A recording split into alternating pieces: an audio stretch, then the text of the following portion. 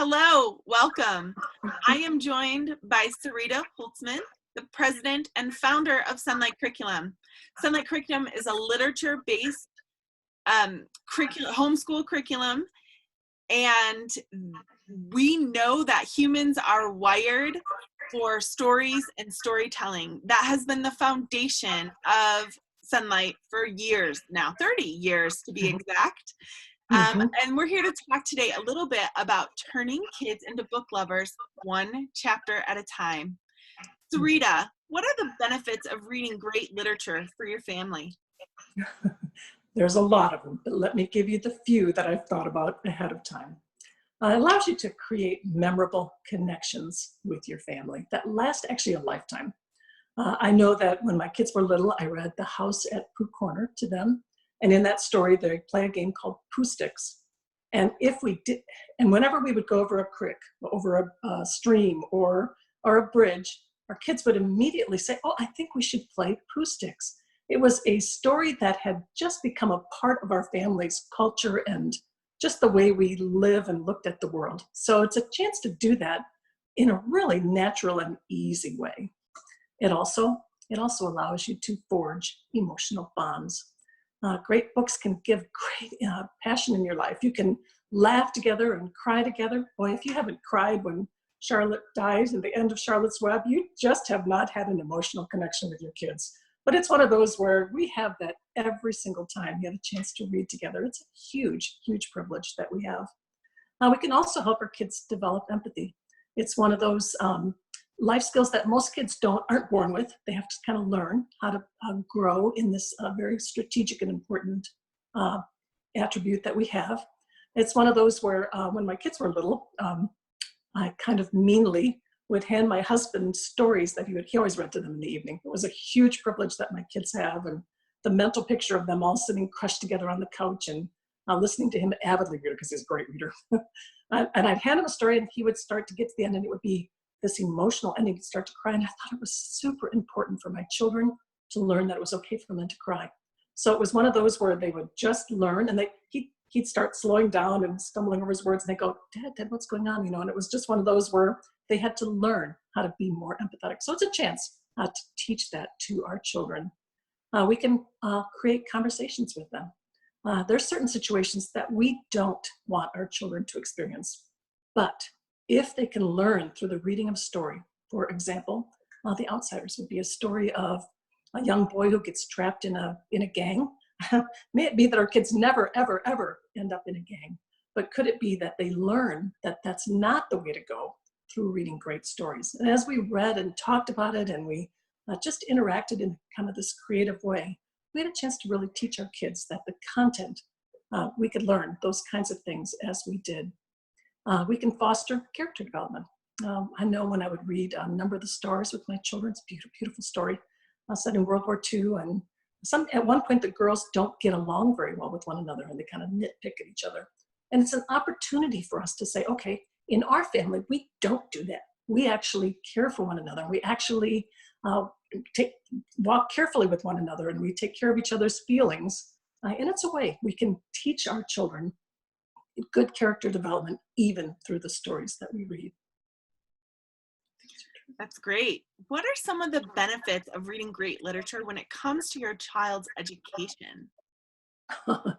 And I could go on, and I will. It helps history. It can make history come alive.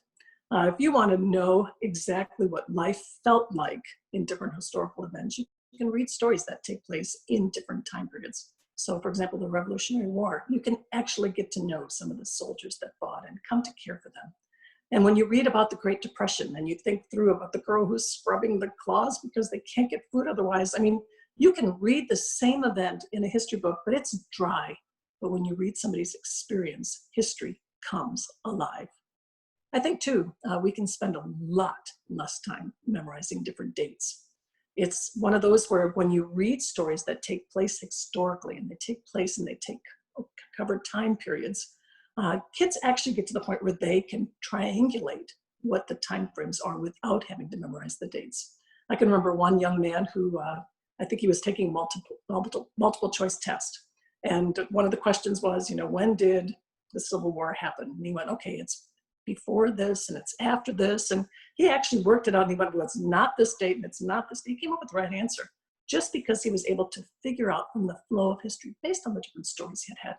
And I don't know, I think memorizing things is probably less important in today's world. It's much, much, much more important to have understanding and flow and the way things happen, way more strategic, way more helpful. I think too, you can travel around the world through great stories for pennies on the dollar. Think about how inexpensive a book is and how enjoyable it can be. But you can read a story like Young Fu of the Upper Yangtze and visit ancient China and see what life was like at that time without ever having to get on a plane. It's great.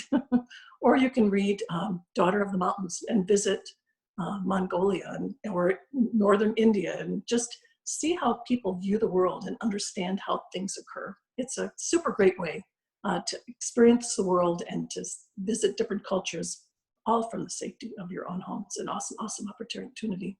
I think too, you can learn random facts vicariously.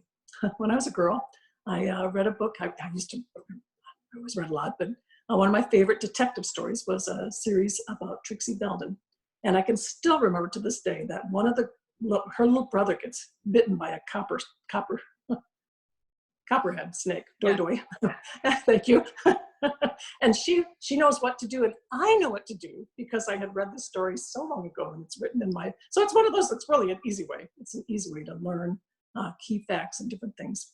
I learned how to do latitude and longitude from reading Carry On, Mr. Bowditch. It's one of those where it's painless, it's easy. It's something that we can do so readily. You can broaden your children's vocabulary painlessly. I was talking with the dad who said, my son isn't doing so well in math right now. He said, but boy, if I just spend a couple days, I know I can bring him up to speed. He said, but what you can't teach quickly is vocabulary. Think about it. You could memorize lists and lists and lists of words, but it's just one of those things without context. It just goes through the brain and you just don't remember it ever. But if you've read it in a story and it's in the context of a book, you actually do remember what that word meant. My son, we were reading one of the Dickens books, and in there they talked about the word pecuniary. And my son said, wow, what does that mean? So we defined it and figured it out. He used that for a couple of weeks after that. It was one of those where I thought, here's a little 13-year-old, and he's figuring, I thought, not too many people know what that means. And it's something he learned easily through a story. It's just something that becomes part of just your woof and your woof as you walk through life. It's a great way to do it. You can encourage listening skills. With Sonlight, we have kids read what we call read alouds. Moms read to the kids. And the purpose of that is to build those critical listening skills. I think every employer, every husband or wife is going to be super grateful if you've taught your children that. But it's one of those, as they listen to a story without pictures, without any other stimulation, they get a chance to make mental pictures of what those stories look like. It's building their imagination. It's one of those tools that's just super great way to be able to build those great listening stories. And you won't believe, you maybe think your kids aren't listening because they're playing with Legos, mine always did. But if you ask a question, they are totally tracking with you because the story pulls them along. It's a great way to do that. You can enhance your writing skills. Benjamin Franklin, when he was a man, he decided that he wanted to teach himself to write. Thought, well, now what's the best way to do that but to listen to how other people write? So he would read a passage, and then he would close the book and then try to write it himself. And he got to the point where he said, I actually liked my own version better than the actual initial story. But I think for all of us, as we listen to great stories, we get the sense of how the pacing of a good sentence goes, how a chapter flows, how the words in a page should sound. And just that whole mechanism just helps kids learn how to write really subconsciously. It's great. I think too, they can gain cultural literacy. E.D. Hirsch wrote a book called Cultural Literacy. And in that he talks about there's so much more kids need to know than just the word, how to decode the words on a page. He gives an example in his book of some junior college students that they had a test that they had to take. They had to read a paragraph, and then they had to answer some questions.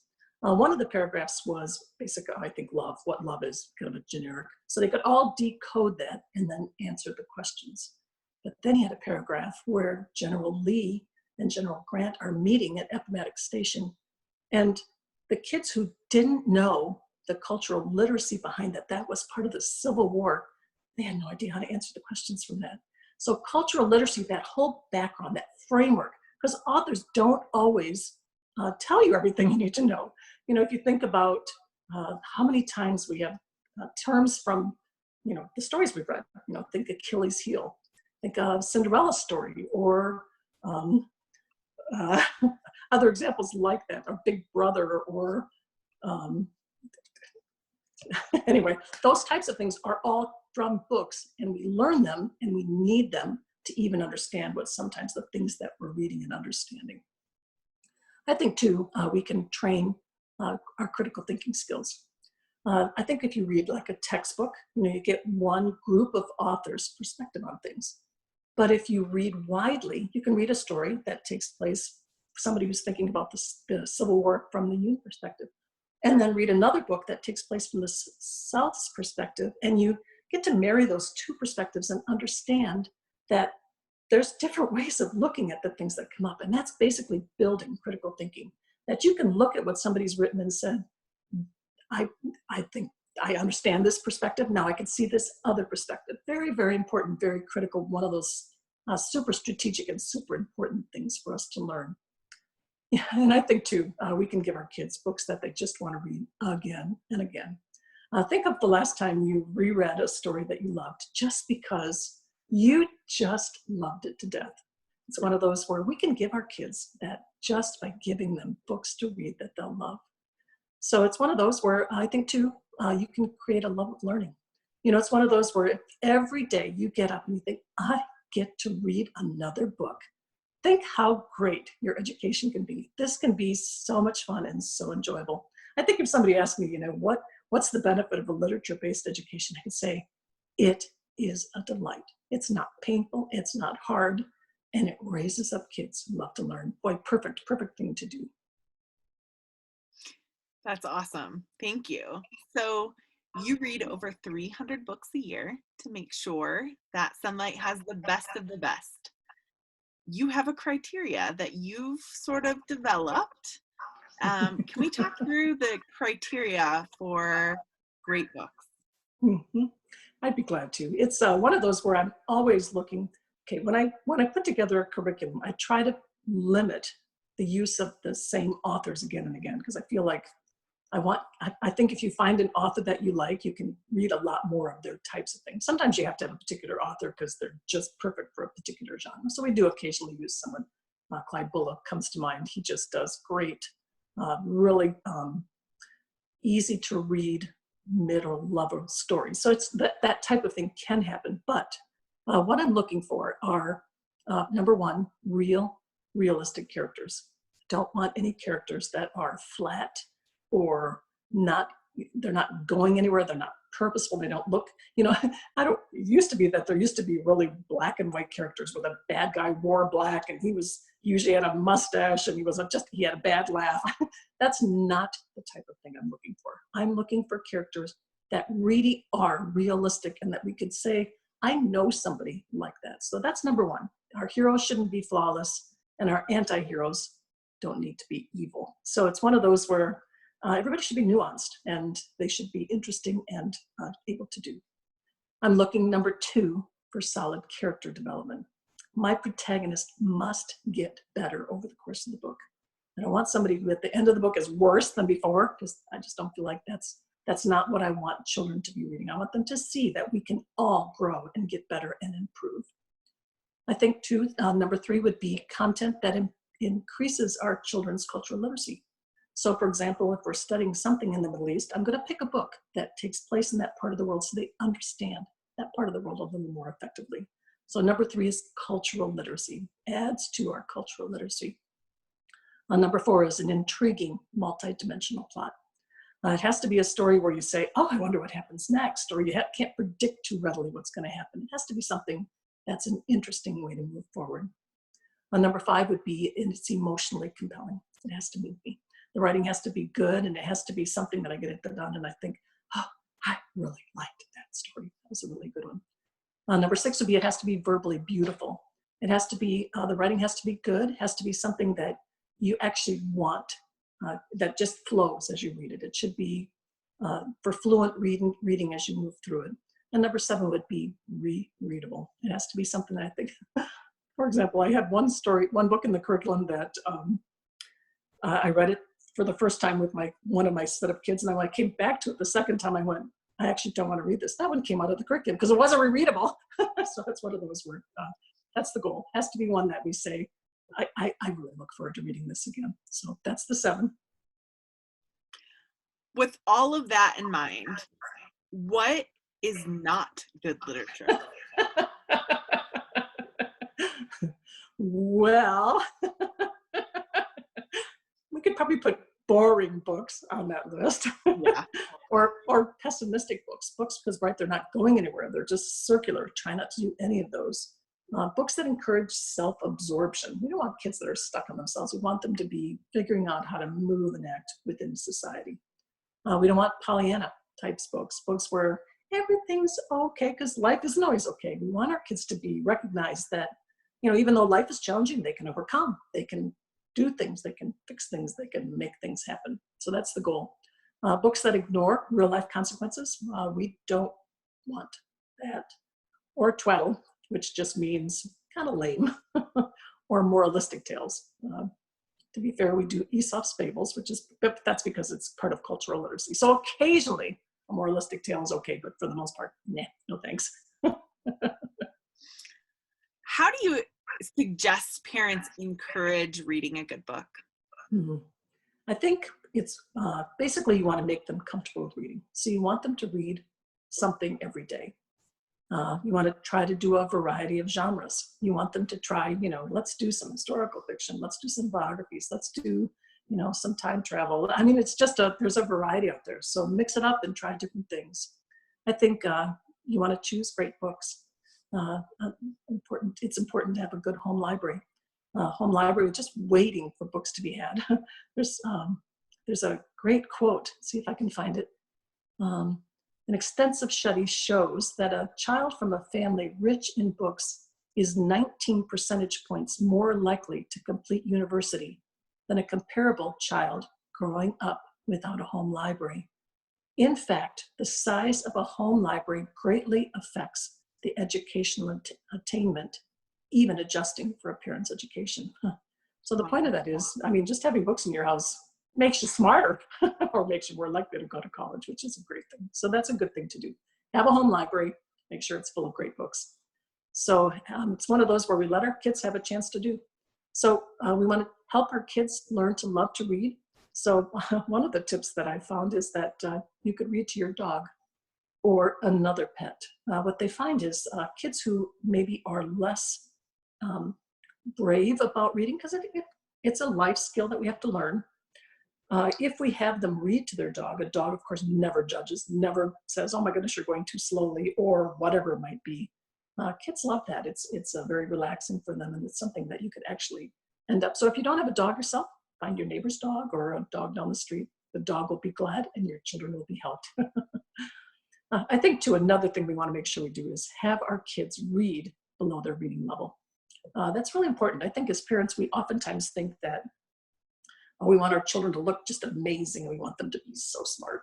But what studies have found is that if you're stretching kids and making them read books that are too hard, that's not even very good for them. And we think about it for ourselves too. We don't actually want to read War and Peace all the time. We'd really rather read a magazine once in a while or something else. So it's similarly for our kids. We want them to be reading something that's easy enough for them that they can feel success and keep moving forward. It's all very, very good. So we want to make sure we're letting them read books that aren't too hard. Another thing is don't skip the picture books. Picture books, it's very interesting, but picture books have very developed vocabulary because they know somebody's going to read them out loud, right?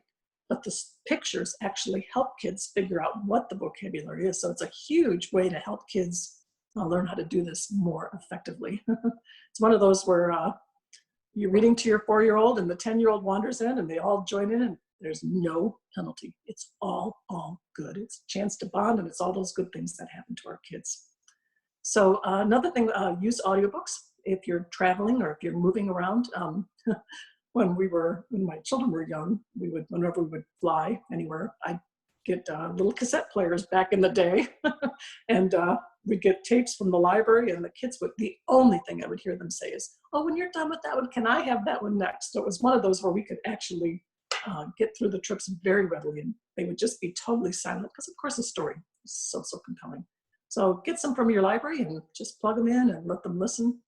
They figure that kids need to listen to 1,000 hours of stories, and it's something that we actually need to make sure that they do. So this is an easy way to do it. Just plug them in and make sure they're actually listening to stories. Finally, Mom, here's one for you, but model reading. Make sure that you're reading aloud, reading to yourself, so that your kids catch you reading a story, so that you can say, yeah, reading is worthwhile, and I do it as well. Let me show you how to do that. So don't step away, Mom. Just say, your husband comes home and says, why isn't dinner said? I'm modeling reading. Tell him Sarita told you could do that. So it's one of those where do it and it's all good. So read. It's super important to read. So moms, this is one of those things you don't want to not do. So find books, get things to read, plug your kids in, and just grow in this great and necessary thing to do. And thanks so much. Thank you, Sarita.